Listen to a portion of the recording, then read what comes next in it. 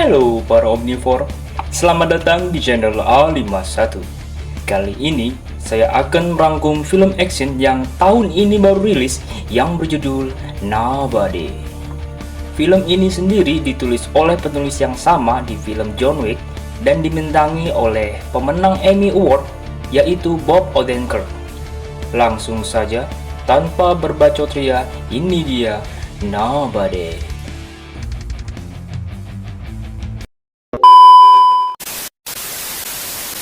Kisah diawali memperlihatkan seorang om-om yang sedang diinterogasi oleh kedua orang petugas. Namun dengan santainya, dirinya mengeluarkan rokok dan makanan kucing. Di scene berikutnya kita diperlihatkan masih orang yang sama di awal tadi yang ternyata bernama Hutch Mansell. Hutch sendiri diceritakan seorang ayah yang memiliki kehidupan yang sangat-sangat membosankan.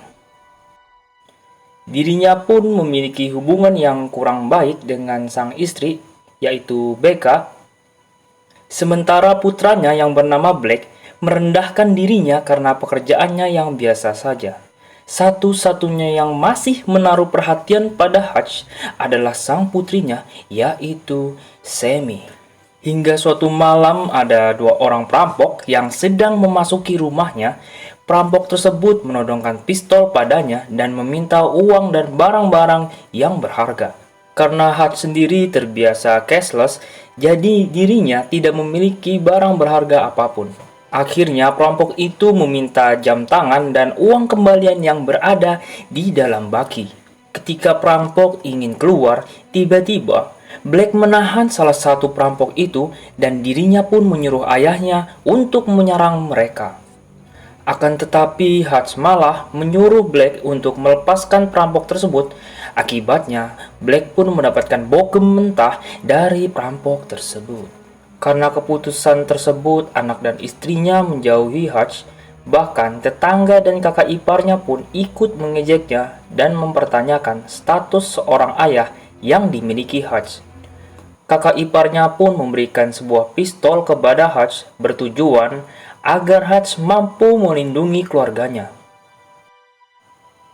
Setelah Hutch di dalam ruangannya dan menghubungi seseorang menggunakan alat semacam radio, dan ternyata orang tersebut adalah saudara tiri yang seharusnya sudah meninggal. Sounded good. How long you been listening?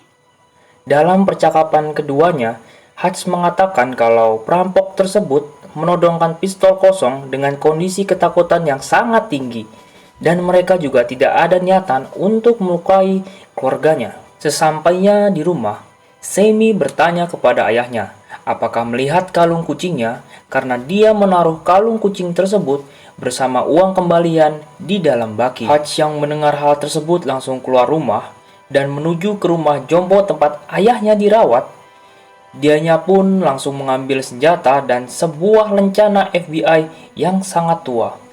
Hutch pun langsung mulai mencari orang-orang yang merampok rumahnya. Karena dirinya mengetahui bahwa salah satu rampok tersebut memiliki tato, dirinya pun berinisiatif untuk mendatangi tempat-tempat jasa tato. Ketika Hutch menanyai pemilik tato tersebut, awalnya dirinya diremehkan hingga ada seseorang di tempat itu melihat tato milik Hutch. Dirinya pun langsung ciut dan tidak mau berurusan dengan Hutch.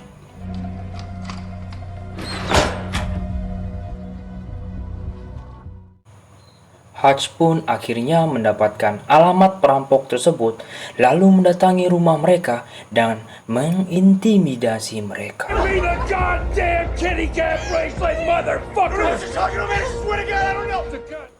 Akan tetapi setelah Hutch melihat bahwa perampok tersebut memiliki bayi yang sedang sakit parah, Hutch pun yang masih memiliki hati nurani meninggalkan mereka dengan hanya mengambil jam tangannya saja. Ketika Hutch berada dalam bis menuju pulang, tiba-tiba ada sekelompok berandalan yang mengganggu pengunjung di dalam bis tersebut. Ketika ada seorang gadis yang diganggu oleh mereka, karena emosi Hutch belum terlampiaskan akibat masalah yang sebelumnya, Dirinya pun langsung melampiaskan amarahnya kepada berandalan tersebut. Karena seperti biasa, orang-orang yang sok jagoan itu tong kosong nyaring bunyinya. Hutch pun mampu mengalahkan mereka semua.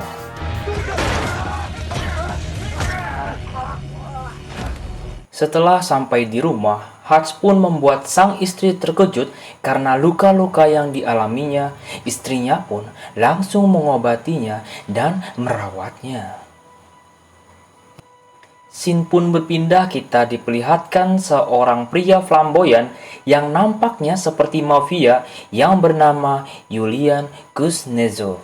Malam itu pun Yulian pun bernyanyi dan berjoget ria seperti tidak ada beban, berbeda dengan diri kita yang menjadi beban keluarga. Yulian sendiri diceritakan adalah seorang mafia Rusia yang memiliki usaha tempat penyimpanan uang, dan rekan-rekan sesama mafianya pun mempercayakan uang mereka kepada Yulian. Dan ketika mereka bersama, Yulian pun ditegur oleh salah satu rekannya karena dirinya joget-joget alay semacam itu membuat rekan-rekan yang lain mempertanyakan kepercayaannya. Tiba-tiba saja Yulian memecahkan sebuah gelas lalu menggorok salah satu pengunjung di sana. Dan itu membuktikan bahwa Yulian orang yang sangat-sangat berbahaya. Seketika rekan-rekannya pun kembali meningkatkan kepercayaannya pada si Yulian. Tak lama, Yulian pun mendapatkan telepon bahwa adiknya dirawat di rumah sakit. Dan ternyata adiknya adalah salah satu orang yang dihajar oleh Hutch di dalam bis tempo hari. Yulian pun langsung menengok keadaan adiknya, lalu dirinya menginterogasi satu persatu teman adiknya, hingga didapati salah satu teman adiknya memberikan kartu pekerja milik Hutch. Yulian pun langsung seketika menyuruh anak buahnya mencari tahu siapa itu Hutch. Ketika telah diketahui dari data-data milik Hutch yang didapatinya dari salah satu orang di Pentagon, anak buahnya pun langsung berhenti kerja karena tidak ingin berurusan dengan yang namanya Hutch. Sampai segitunya loh bro, bebe. Ternyata Hutch sendiri adalah orang yang paling berbahaya sekaligus paling ditakuti di Pentagon. Hal itu malah membuat Yulian ingin menangkapnya hidup-hidup. Keesokan paginya, Hutch pun mendapatkan panggilan telepon dari saudara tirinya yang biasa menghubunginya lewat radio. Dia pun memberitahu Hutch bahwa salah satu orang yang dibabatnya tempo hari di dalam bis adalah adik dari mafia Rusia yang sangat-sangat berbahaya. Untuk mengetahui informasi, Hutch pun mendatangi seseorang di tempat tukang cukur. Orang itu pun memberikan informasi yang diinginkan oleh Hutch. Setelah membaca dokumen itu, Hutch pun nampaknya tidak ciut dan mengambil semua resiko yang didapatnya nanti. Ketika Hutch dan keluarganya sedang melakukan makan malam, sekelompok anak buah Yulian pun datang.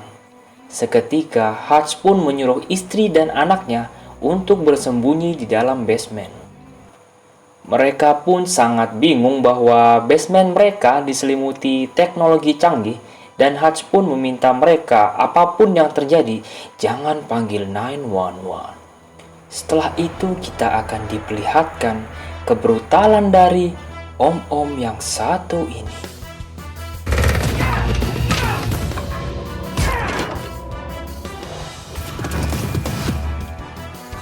Ketika Hutch lengah, salah satu anak buah Yulian pun berhasil membuat dirinya pingsan.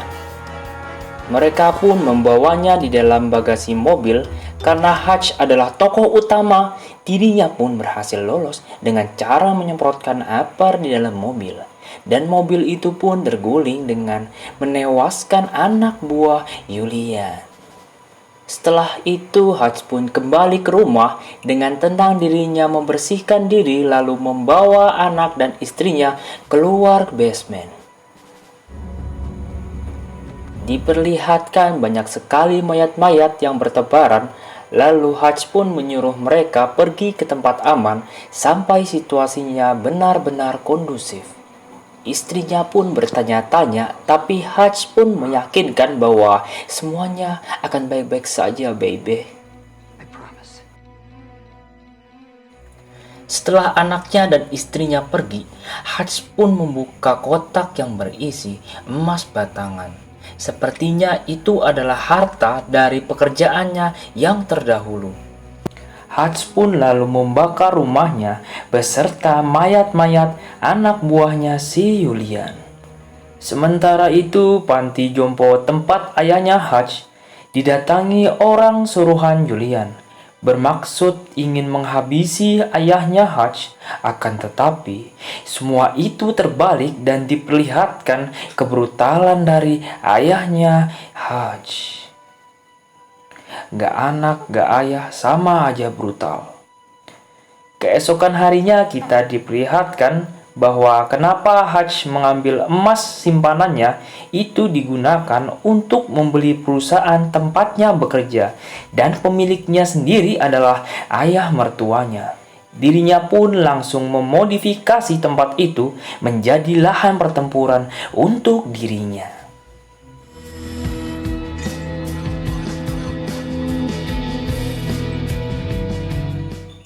Pada malam harinya, Hutch pun mendatangi tempat usaha Julian. Dirinya pun langsung membantai habis dan membakar semua uang dan mayat-mayat anak buahnya si Julian. Selanjutnya, Hutch pun mendatangi Julian dengan sebuah ranjau yang terhubung oleh jarinya dan memberitahu bahwa tempat usahanya sudah dibakar habis olehnya. Itu semua karena Julian telah berani menyerang rumahnya dan keluarganya. Hutch pun menyuruhnya untuk menghentikan ini semua. The other, more reasonable piece of meat, what's left of it. We'd like to end our little tete-a-tete right now. What's done is done.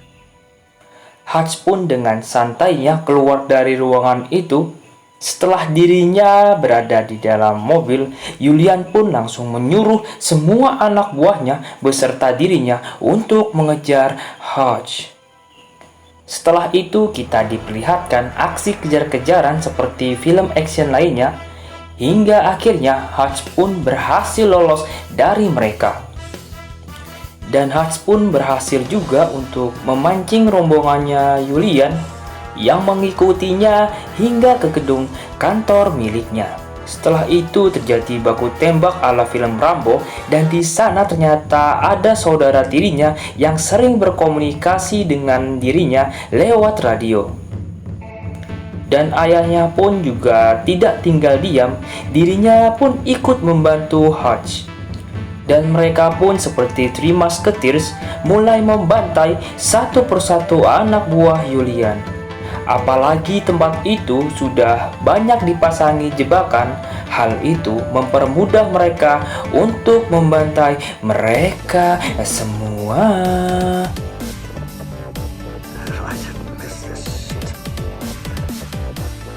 Ketika semua anak buah Julian telah tewas, mereka bertiga pun terpojok karena semua amunisi mereka habis. Bersamaan Julian yang terus menembaki mereka dan memojokkan mereka. Karena masih menyimpan ranjau yang dibawanya, Hutch pun berinisiatif untuk menempelkan ranjau itu ke sebuah pintu kaca.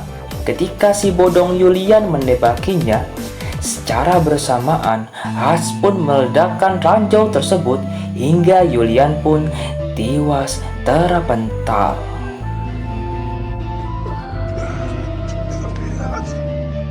Dan scene pun berpindah ke penjelasan scene awal tadi. Ketika Hutch sedang diinterogasi, tiba-tiba para petugas pun menerima telepon yang membuat ekspresi mereka pun berubah. Setelah 3 bulan pun berlalu, Hutch dan istrinya pun memulai hidup kembali normal. Mereka pun ingin membeli salah satu rumah baru. Tiba-tiba ada seseorang yang menelepon Hutch. Hutch here. Thanks. Does this house have A basement. Dan film pun tamat. Menurut pendapat saya, film ini memang seperti film John Wick, mungkin karena penulisnya sama, cuman hanya latar belakang dari karakter utamanya saja yang beda. Tapi film ini kelemahannya itu adalah kenapa ya setiap film yang bertema seperti ini, seperti film John Wick, Red, terus Equalizer, itu tuh endingnya itu sudah bisa ketebak gitu.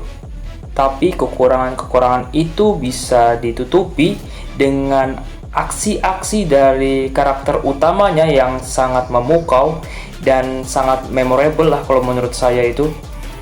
Perannya itu sangat melekat banget, seperti John Wick sendiri kan itu perannya tuh melekat banget gitu, sama kayak film ini gitu. Karakter utamanya tuh sampai melekat banget, jadi kita ya tuh bisa ingat terus gitu. Udah itu aja dari saya pribadi. Jangan lupa nonton film fullnya, karena menonton film secara utuh itu feelnya sangat berbeda. Langsung saja saya pamit dan undur diri. Sayonara.